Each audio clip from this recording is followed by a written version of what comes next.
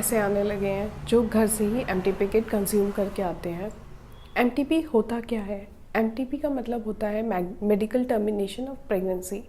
अगर आपको कोई आपके बेबी को कोई प्रॉब्लम है या फिर किसी भी तरीके से आपकी प्रेगनेंसी में कोई कॉम्प्लिकेशन है, या हो सकता है बेबी आपकी अपनी जो मदर है उसको जानलेवा कोई डिसीज़ कर रहा हो, या फिर उसकी जान जाने का कोई ख़तरा है लेडी की, तो गवर्नमेंट आपको ये फ्रीडम देती है कि आप अपना जो बेबी है वो किसी मेडिकल इमरजेंसी के चक्कर में अबॉर्ट कर सकते हैं या उसकी वजह से अबॉर्ट कर सकते हैं।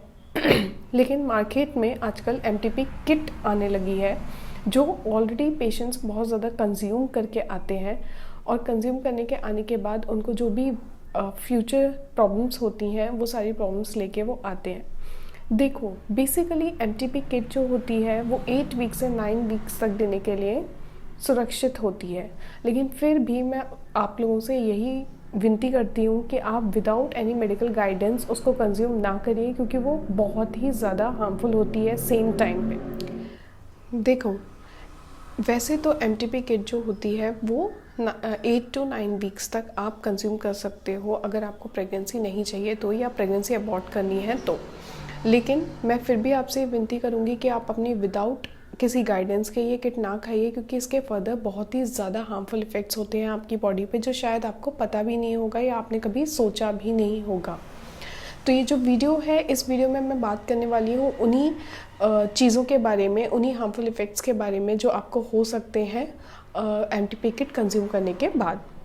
तो पहला जो आता है उसमें आता है एक्टोपिक प्रेगनेंसी। एक्टोपिक प्रेगनेंसी जो होती है, प्रेगनेंसी होती है, उसमें आपको बेबी कंसीव करते हो आप, बच्चा ठहरता है आपको, लेकिन जो बच्चा है वो आपके यूट्रस में नहीं ठहरता।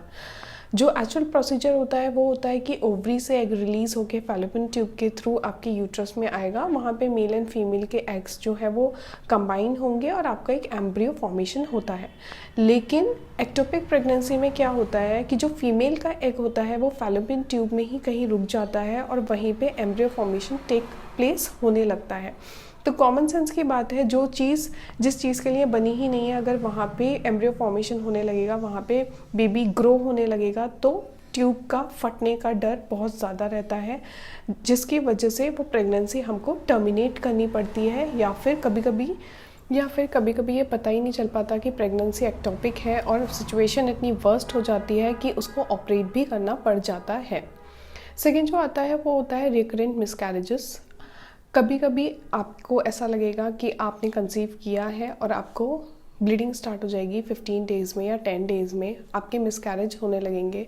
हर बार आप कंसीव करोगे, हर बार आपको मिसकैरेज हो जाएगा, क्योंकि यूट्रस की वॉल्स जो होती हैं वो बहुत ही ज़्यादा वीक हो जाती हैं ड्यू टू जो भी आपने पिल्स फ्यूचर में पास्ट में ली थी उनकी वजह से। थर्ड जो होता है, हार्मोनल डिसबैलेंस होने लगते हैं, आपके पीरियड्स प्रॉपर नहीं रहेंगे, आपको कोई ना कोई हार्मोनल डिसीज़ या फिर हार्मोनल इम्बैलेंसेस की प्रॉब्लम आपको डेफिनेटली होने लगती है after consuming the MTP kit. जो फोर्थ आता है वो आता है प्रीमेच्योर बर्थ। अगर आप कंसीव कर भी जाते हो, सब कुछ ठीक भी रहता है, तो कभी कभी कॉम्प्लिकेशन जो होता है वो ये हो जाता है कि 7.5 मंथ, 7 मंथ्स या 8 मंथ्स पे आपको आपकी जो डिलीवरी है, जो 9 मंथ्स पे होनी चाहिए थी या 8.5 मंथ्स पे होनी चाहिए थी, वो ऑलरेडी हो जाएगी। तो दैट इज़ प्रीमेच्योर बर्थ। ऐसा भी होता है कि डिलीवरी के बाद जो इन्फेंट है वो डेथ निकले, या फिर ऑलरेडी वो डेथ हो। स्टिल बर्थ के केसेस भी काफ़ी सारे नोटिस किए गए हैं एमटीपी किट कंजप्शन के बाद। तो बेसिकली ये जो चीज़ होती है जिसका नाम एमटीपी किट है, जो मार्केट में बहुत ही इजीली अवेलेबल है, मेडिकल वाले लोग भी आराम से दे देते हैं, ये बहुत ही ज़्यादा हार्मफुल होती है।